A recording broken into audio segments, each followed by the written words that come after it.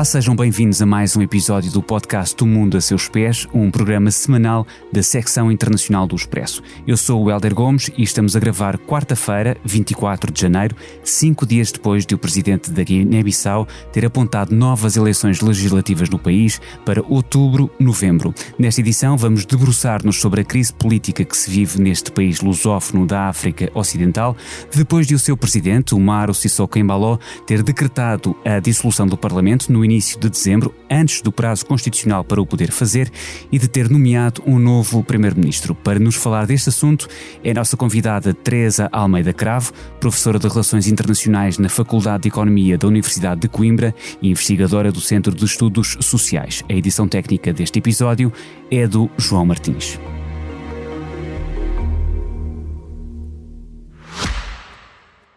Já visitou hoje o BPI Expresso Imobiliário?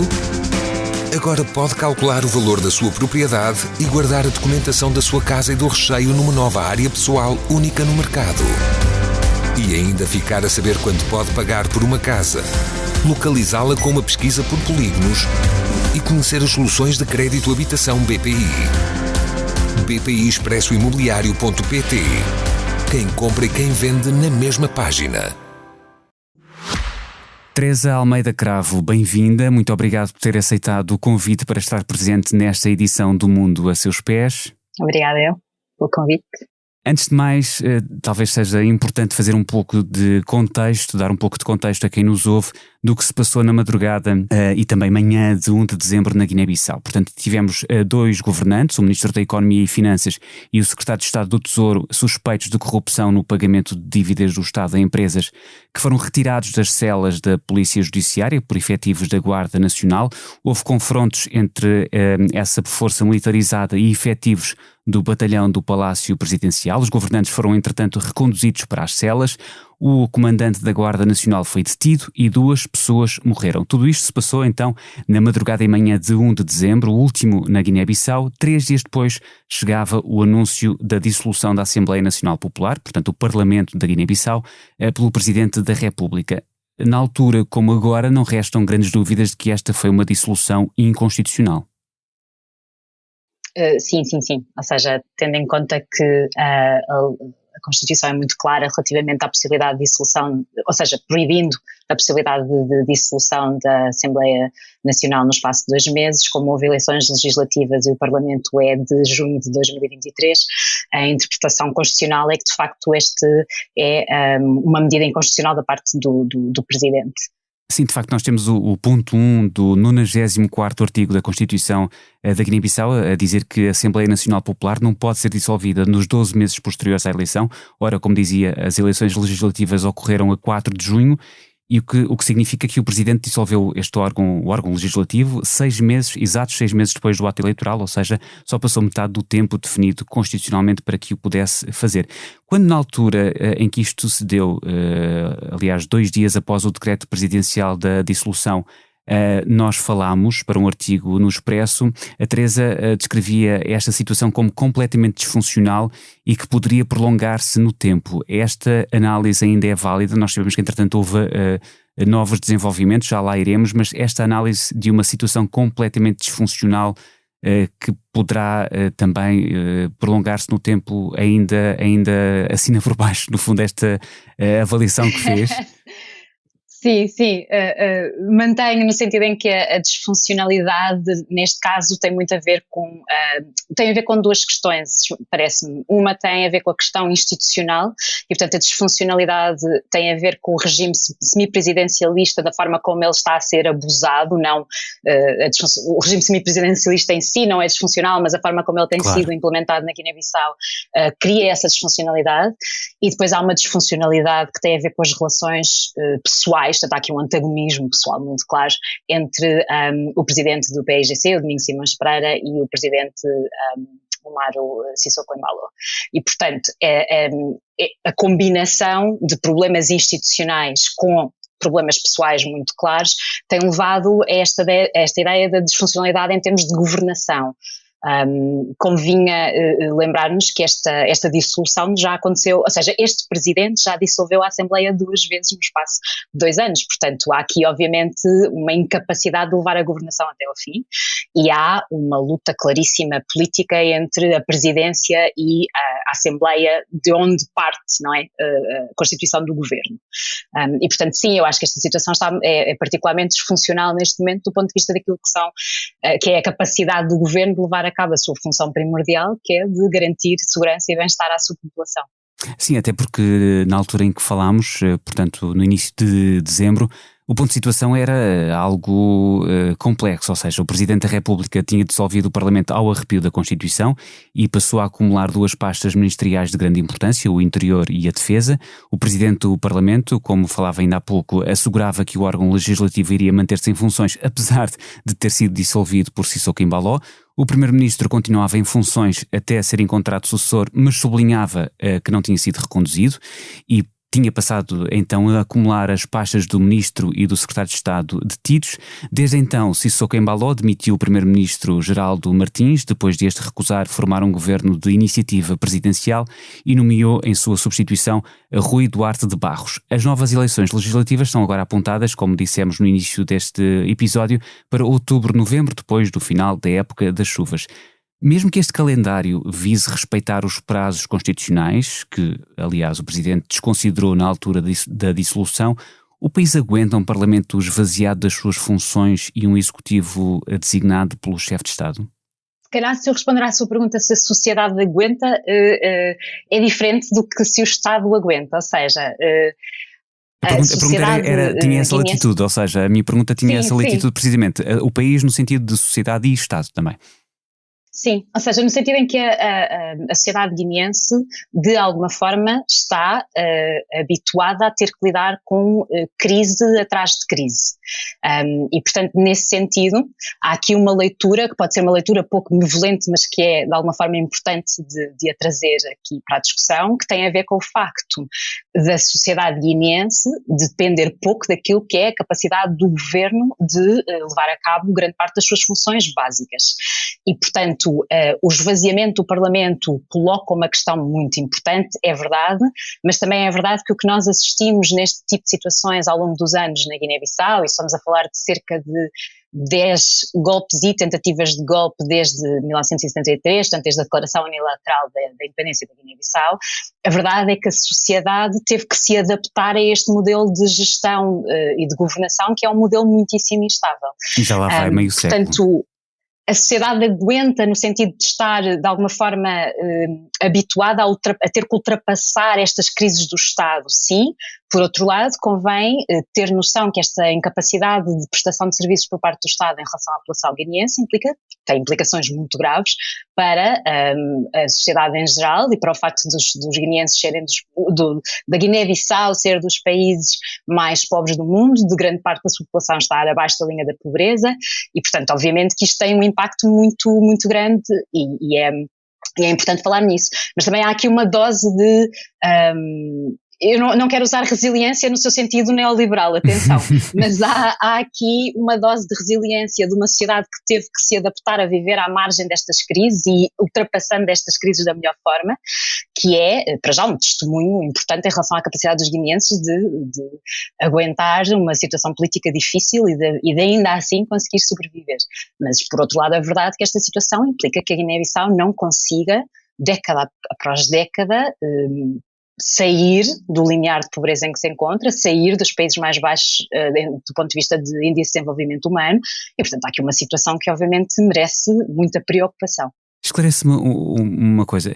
A Teresa vai ao ponto de considerar a Guiné-Bissau um Estado falhado, que para já é uma designação que me causa sempre... Eu não gosto nada. Muito bem, então estamos alinhados nisso. Até porque há quase um paternalismo, uma superioridade de moral quando se coloca esse rótulo a determinado país. sim. Eu acho que o rótulo de Estado falhado é muitíssimo problemático, tem várias dimensões, posso falar em algumas delas. Uma tem a ver com a completa estigmatização do país a quem se aplica esse rótulo, claro. Que depois tem implicações materiais muito claras, ou seja, nós a partir do momento em que rotulamos um determinado Estado como Estado falhado, vamos agir perante essa representação, colocando determinadas opções políticas em cima da mesa e retirando outras. Normalmente essas opções políticas são opções políticas de muitas vezes, e no caso específico da Guiné-Bissau, de haver suspensão de ajuda, retirada de doadores, corte de relações, que depois voltam normalmente, mas em que há uma inconstância muito grande e, portanto, uma instabilidade muito grande com os atores externos, que depois, obviamente, em termos materiais se concretiza em incapacidade de financiamento e, obviamente, depois tem um impacto muito grande a nível do bem-estar da população, em termos económicos.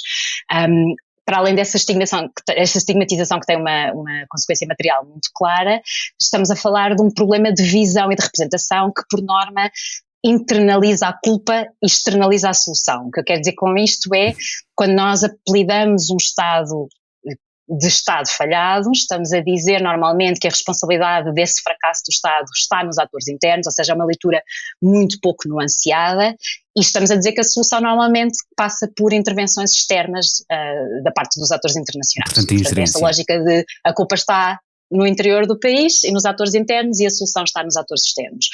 Quando a responsabilidade pela situação de fragilidade, digamos assim, institucional em muitos destes países passa muito diretamente e de forma muito relevante pelo tipo de atuação externa que existe nestes contextos e, obviamente, a solução não pode deixar de passar por uma solução interna. E, portanto, o rótulo em si, para mim, é um rótulo muitíssimo problemático. E é um rótulo aplicado assim, sem grandes, com mangas muito largas, não é? Isso mesmo. Faz pouco sentido. Eu no outro dia estava a ler um artigo no Guardian, acho eu, em que se dizia, nós não estamos habituados a olhar, a aplicar o rótulo de Estado falhado em Inglaterra, mas quer dizer, mas estamos lá perto. Bem, e se vamos a esse ponto, quer dizer, a dada altura, se gastamos o termo, a designação, acaba por ser muito simples terminarmos a dizer que quase todos são... Tudo. É, exatamente. Sim, sendo que há uma vantagem nessa visão que é a visão comparativa, não é? Ou seja, nós ainda não falámos no termo golpe de Estado, não é?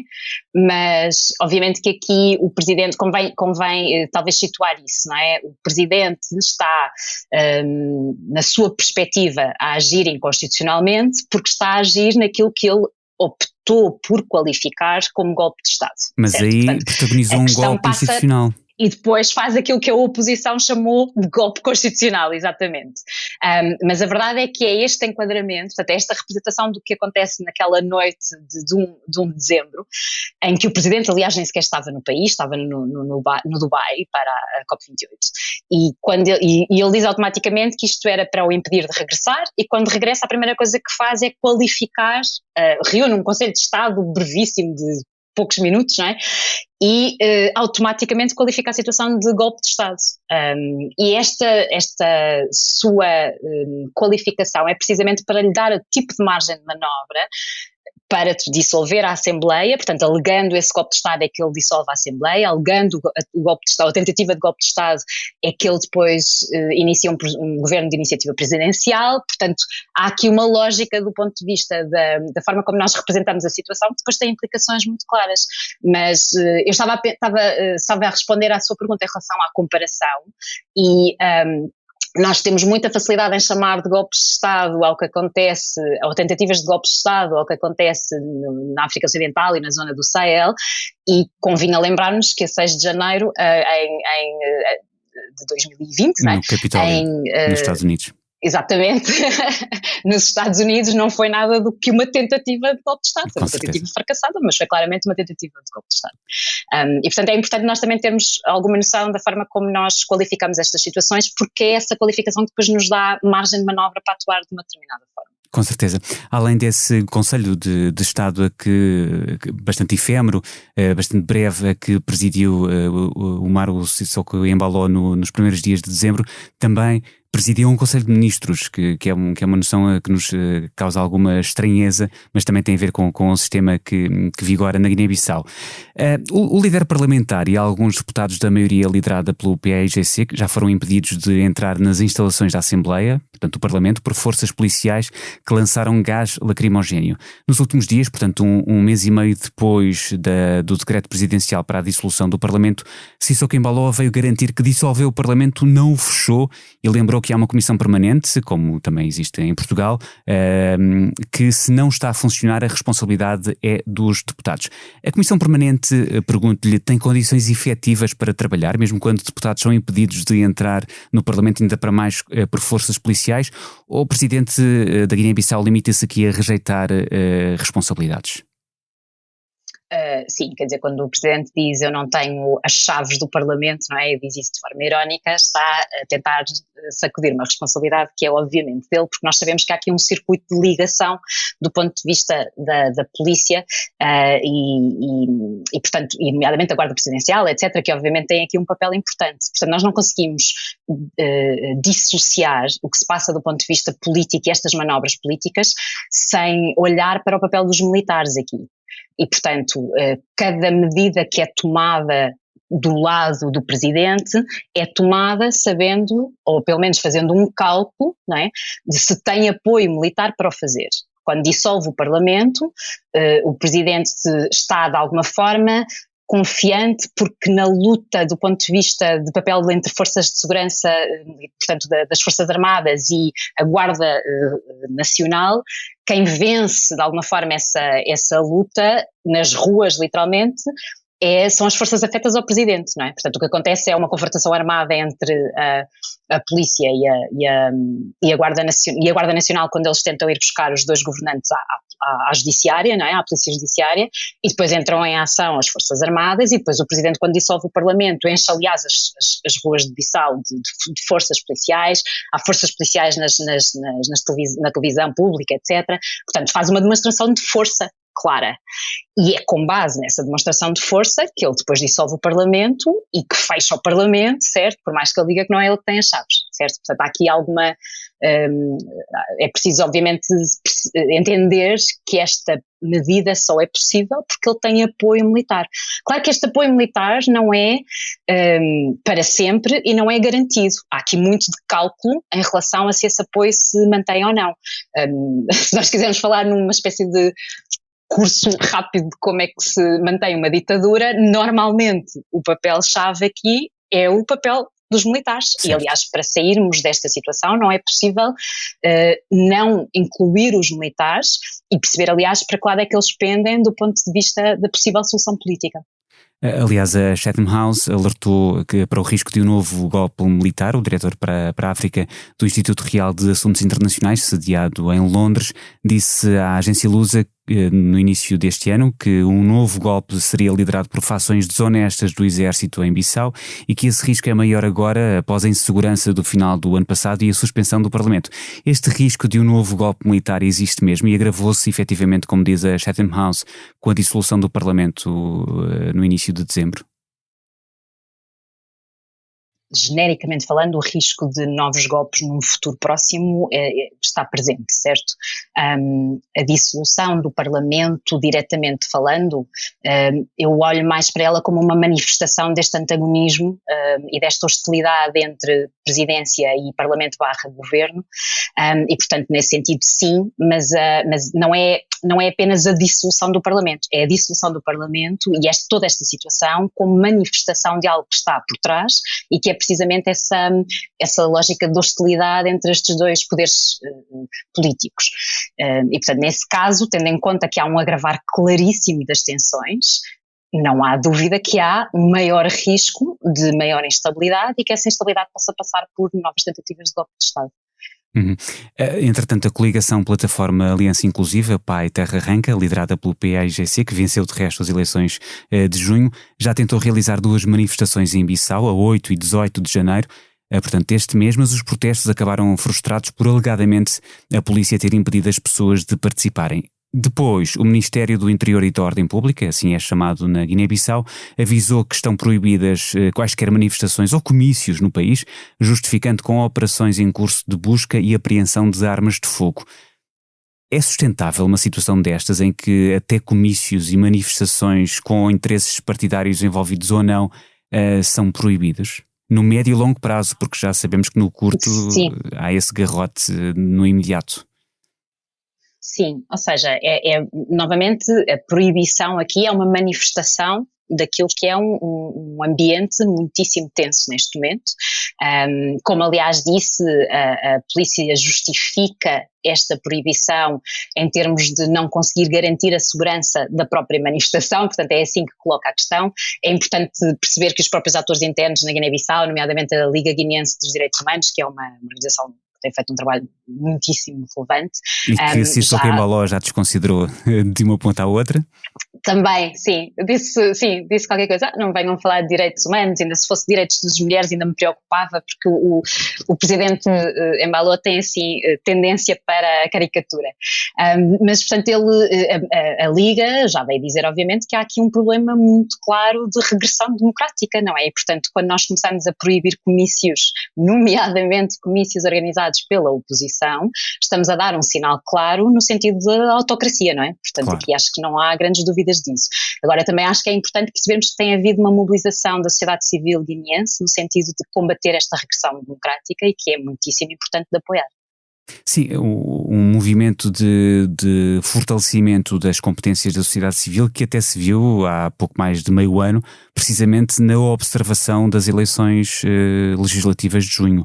Houve ali uma grande mobilização para acompanhar e houve até uma outra investigadora, a sua colega, mas aqui em Lisboa, falava de uma lição que dava, que a Guiné-Bissau e a sociedade guineense davam ao mundo do ponto de vista da observação e do grande empenho em que o escrutínio fosse livre, justo, democrático. Estou totalmente de acordo, ou seja, há muitas coisas que acontecem a montante do momento eleitoral que são importantes de considerar do ponto de vista de restrição de liberdades e de ataques à oposição, etc. Mas o momento eleitoral tem acontecido genericamente de forma livre, de forma justa, de forma muitíssimo ordenada, e aqui falo por experiência própria, já foi há muito tempo atrás, mas eu fui observadora eleitoral na Guiné-Bissau e fui destacada para basicamente uma aldeia, para fazermos um circuito de aldeias com população muitíssimo reduzida e quer dizer, as pessoas votaram e posso dizer-lhe que os boletins de voto eram mostrados em público para toda a aldeia ver, eram contados com total transparência à frente de toda a gente, e portanto eu saí desse momento e tenho confirmado isso em momentos posteriores eleitorais, de que de facto há aqui uma cultura democrática muito importante e de muita transparência do ponto de vista do momento eleitoral. É preciso, no entanto, não esquecermos que há várias formas de constranger a liberdade de voto e de facto tem havido nos últimos tempos, e a oposição queixa-se disso e as organizações de direitos humanos também têm falado nisso, tem havido aqui obviamente uma oposição cerrada, um ataque cerrado à oposição que é importante de considerar. Mas o momento eleitoral, sem dúvida nenhuma, é mesmo um momento de vitalidade democrática muitíssimo interessante de assistir. Recorda-se em que ano estávamos quando foi observadora na Guiné-Bissau e à época quem era o presidente? Terá sido 2009 Nino Vieira? Ok. Estou a tentar situar-me quando é que foi essa vez que eu fui à Guiné-Bissau, peço desculpa. Que entretanto acabaria por ser assassinado. Não, 2008 não, eleições de 2008 talvez. Que entretanto Nino Vieira acabaria por ser assassinado. Assassinado e numa situação também de imensa tensão, juntamente com o chefe-general-maior das Forças Armadas. Foi um momento também bastante difícil para a Guiné em termos de crise política. Mas foi só depois dele sair, portanto eu não tive nada a ver com isso. Exato. Depois de passar longo tempo em silêncio, Sissoko Embaló nos últimos dias fartou-se de, passe talvez o termo mais coloquial, fez várias declarações e entre elas endureceu as críticas aos seus críticos, tendo declarado: neste país a ordem acabou é o ano de rigor e disciplina, referindo-se ao novo ano, claro está, e acrescentando que os jornalistas são da oposição e ameaçou também acabar com o comentário de analistas, designadamente na RTP, sobre a situação política do país. Também não poupou os guineenses na diáspora que falem mal da Guiné-Bissau, ameaçando que quando voltassem teriam à sua espera o Ministro do Interior, que, como sabemos, tutela as polícias. Até onde é que poderá ir esta deriva autoritária sem consequências de maior para o chefe de Estado? A resposta a essa pergunta pode ser um bocadinho angustiante, que é, pode ir até mesmo muito, muito longe, porque o que está em causa aqui é o facto de haver uma enorme impunidade para este tipo de ações e, portanto, enquanto essa impunidade durar, o sinal que é enviado para a presidência de que pode continuar a apertar o cerco e a restringir cada vez mais as liberdades dos cidadãos guineenses na Guiné e na diáspora, como diz, e bem, aliás, houve manifestações de guineenses aqui em Lisboa quando houve a visita de Estado a Portugal e, portanto, o presidente Embalo está perfeitamente ciente de que existe uma oposição bastante ativa. Essa oposição, como eu digo, é importante do ponto de vista de demonstrar vitalidade democrática e, portanto, quem quer lutar contra estas regressões. No entanto, sem qualquer apoio, elas não vão conseguir impedir que esta deriva autoritária se mantenha e se aprofunde, porque de facto enquanto houver impunidade e as eleições, convém dizer que as novas eleições que estão a ser apontadas para outubro de 2024, da última vez que o Presidente dissolveu a Assembleia e depois teve que marcar eleições, as eleições era suposto as eleições serem um ano depois, nesse ano em dezembro de 2022, depois acabaram por se realizar apenas em junho de 2023, portanto eu não estou inteiramente convencida que estas eleições se realizem efetivamente na data que está a ser avançada neste momento. Certo. O presidente do Parlamento da Guiné-Bissau e também líder do PAIGC, Domingos Simões Pereira, disse em Lisboa que a paz, a liberdade e a autodeterminação, razões de existir para Amílcar Cabral, é tudo o que neste momento falta no país. Isto foi a 20 de janeiro, quando se assinalaram 50 anos sobre a morte do líder histórico e no ano 2024 de centenário do nascimento de Cabral. Que importância é que tem Amílcar Cabral hoje em dia na Guiné-Bissau e também no mundo, para lá desta coincidência de datas? Do ponto de vista de importância mundial, eu acho que Amílcar Cabral é um ícone político, é um ícone da estratégia muitíssimo bem sucedida de anticolonialismo, da sua estratégia de descolonização, especificamente da Guiné, mas aparece do ponto de vista académico, mas também político, como uma grande figura que produziu, do ponto de vista intelectual, textos muito importantes sobre anticolonialismo, genericamente falando, e depois aplicado à Guiné, mas aparece também como um guerrilheiro, ou seja, como alguém que teve uma capacidade extraordinária para transformar um país que estava subjugado sob o colonialismo português e ganhar efetivamente uma guerra de libertação. Esta guerra de libertação, nós falamos muito, e a minha investigação também passa por isso, nós agora obviamente só falamos da Guiné, infelizmente, por este tipo de situações, mas houve uma altura na década de 60 e na década de 70, até basicamente ao primeiro golpe de 1980 na Guiné. Portanto, na altura em que Amílcar Cabral está a liderar o PAIGC na sua luta contra a colonização portuguesa, que só se falava na Guiné-Bissau como um ícone de esperança. E a sua luta de libertação é tida como um sucesso, foi de alguma forma depois repercutida na maneira como nós pensamos a descolonização, na maneira como nós pensamos o anticolonialismo. O Amílcar Cabral, do ponto de vista de pensador africano, é um motivo de orgulho para os próprios africanos, é um motivo de orgulho para os guineenses. Há muitos guineenses que dizem que só o descobrem mais tarde, porque infelizmente de facto acabam por não estudar tão bem quanto deviam a figura de Amílcar Cabral na Guiné, mas há um momento muito interessante de descoberta de Amílcar Cabral para os próprios guineenses, que eu acho que é muitíssimo importante, porque é relevante do ponto de vista daquilo que é possível fazer na Guiné-Bissau, ter acesso a outras imagens da Guiné-Bissau, que não apenas esta que nos passa todos os dias, não é? Ou nem isso, todos os dias não, porque nem lhe damos essa atenção, não é? Mas quando lhe prestamos essa atenção é num sentido bastante negativo e com uma conotação negativa. E é importante o Amílcar Cabral fazer aqui um contraponto. Claro que depois há a outra visão, que é de, por exemplo, eu não sei, há um filme do Flora Gomes, que é um realizador guineense, chamado Mortonega, é o seu filme mais conhecido, e que trata precisamente o filme retrata a luta de libertação e depois retrata os primeiros anos da independência. E, efetivamente, há aqui uma empolação do Amílcar Cabral como idealizando uma Guiné que depois acaba por decair, ou seja, uma ideia de expectativas muito defraudadas. E essas expectativas defraudadas também têm um risco, que é um risco de apatia e de indiferença e de achar que a partir do momento em que Amílcar Cabral faleceu já nada poderia funcionar da mesma maneira. E eu acho que o próprio Amílcar Cabral seria contrário a essa ideia, porque o Amílcar Cabral tinha um pensamento bastante estruturalista, não é? Ou seja, das estruturas que subjugam outros povos, as estruturas coloniais, nomeadamente, não é? E que se prolongam no tempo. E, portanto, é óbvio que o Amílcar Cabral tem aqui uma função muito importante. O centenário deve ser mobilizado nesse sentido.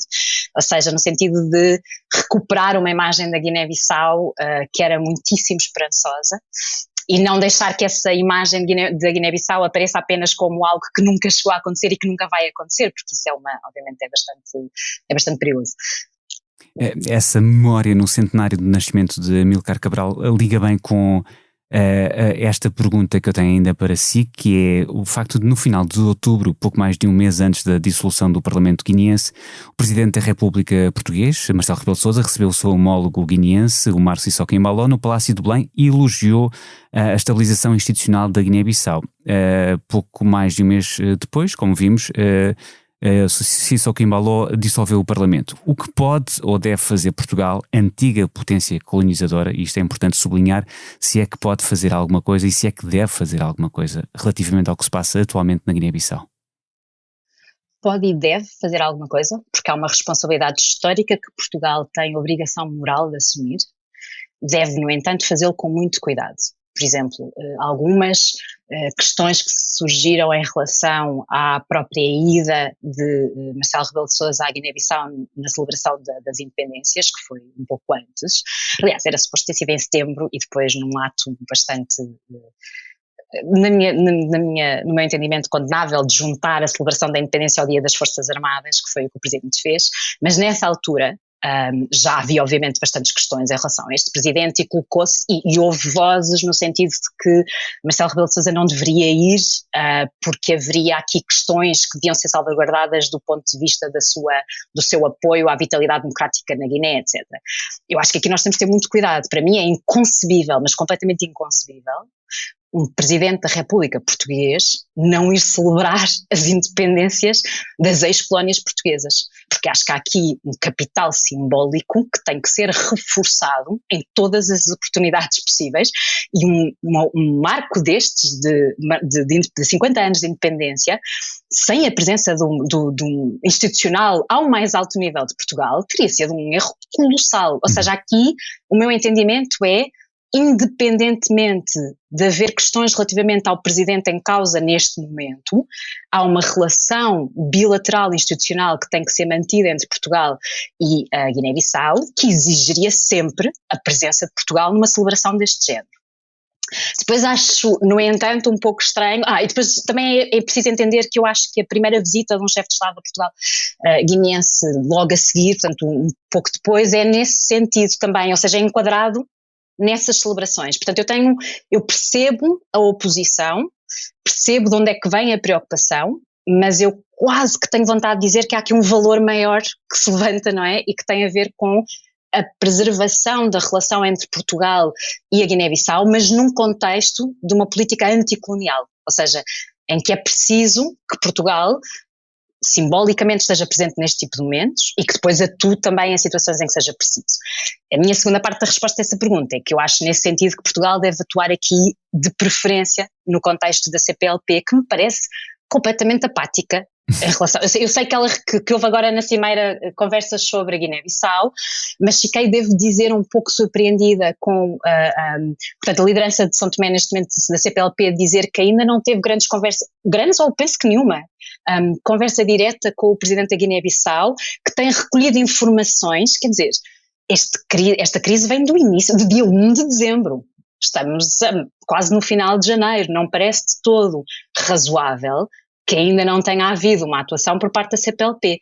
E eu acho que Portugal deve estar presente nesse âmbito e deve fazê-lo dessa forma. A opinião inteiramente pessoal, atenção, mas eu acho que sim, a partir do momento que estamos a falar da antiga potência colonial, tem que haver aqui respeito institucional pela independência deste país, como é óbvio, e tem que haver aqui algum cuidado, porque reparem, as relações entre Portugal e a Guiné não são apenas relações institucionais entre o Estado português e o Estado guineense, são relações de ligação afetuosa, familiar, entre portugueses e guineenses, com uma transferência de população para aqui e para ali, não é? De contacto, de mobilidade, etc., que tem que ser preservada acima de qualquer outra coisa, no meu entender. Portanto, esta relação que é uma relação muito mais orgânica, claro, e que tem que ser preservada. E, portanto, Portugal, nesse sentido, na ótica de proteção dessa relação, que eu acho que é uma relação que se deve manter com esta proximidade, tem que diplomaticamente agir com muito cuidado. Independentemente do presidente de turno em ambos os países? Sempre. No meu entender, sim, porque a lógica da relação entre as populações e as sociedades aqui ultrapassa aquilo que possa ser a lógica mais institucional. Mas isto, atenção, eu não digo isto no sentido de Portugal se isentar de ter um papel. Claro. Por exemplo, eu também achei, com toda a sinceridade, que o Ministério dos Negócios Estrangeiros ter ficado tanto tempo sem dizer nada também me parece preocupante. Embora eu acho que tenha a ver com isto, não é? Com a tal delicadeza que é necessária nas relações diplomáticas entre Portugal e a Guiné. Mas eu acho que isto não é justificação para nos isentarmos de termos aqui responsabilidade, assumirmos essa responsabilidade.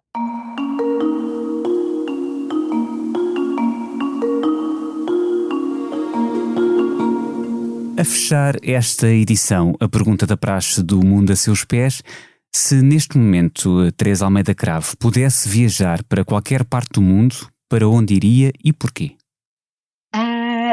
Eu tenho algum receio de soar horrível a dizer a primeira coisa que me vem à cabeça. Diga à vontade. Mas porque eu confesso que a primeira coisa que me veio à cabeça foi ilha paradisíaca, onde eu possa dormir e sozinha, sem filhos e sem marido, e explico porquê, porque é literalmente desabafo de mãe estourada e com imenso trabalho para acabar, e naquela situação em que uma pessoa, quando me dizem o que é que gostavas de fazer em férias, ir visitar muitas cidades, e a ideia de andar de avião para avião e andar com fazer e a desfazer malas e a andar a acordar às 8 da manhã para passear por todo lado e mais alguns, neste momento, com toda a sinceridade, e digo enquanto académica que já viajou muito e já fez muito disso, não está no topo das minhas prioridades, está descanso completo. Mas tenho total noção que esta resposta é completamente desinteressante para a maior parte dos ouvintes. Não acho desinteressante e acho que é perfeitamente legítima. Precisamos todos de muito descanso de vez em quando. E se for num sítio paradisíaco que não tenha sido afetado pelas alterações climáticas, melhor ainda, não é? Que nós devemos manter, não é? Melhor ainda, sim. Obrigado, Teresa Almeida Cravo, professora de Relações Internacionais na Faculdade de Economia da Universidade de Coimbra e investigadora do Centro de Estudos Sociais. Obrigado também ao João Martins pela edição técnica e obrigado a si que nos escuta todas as semanas. Na próxima segunda-feira haverá outro episódio do Mundo a Seus Pés com outros protagonistas e assuntos. Até lá.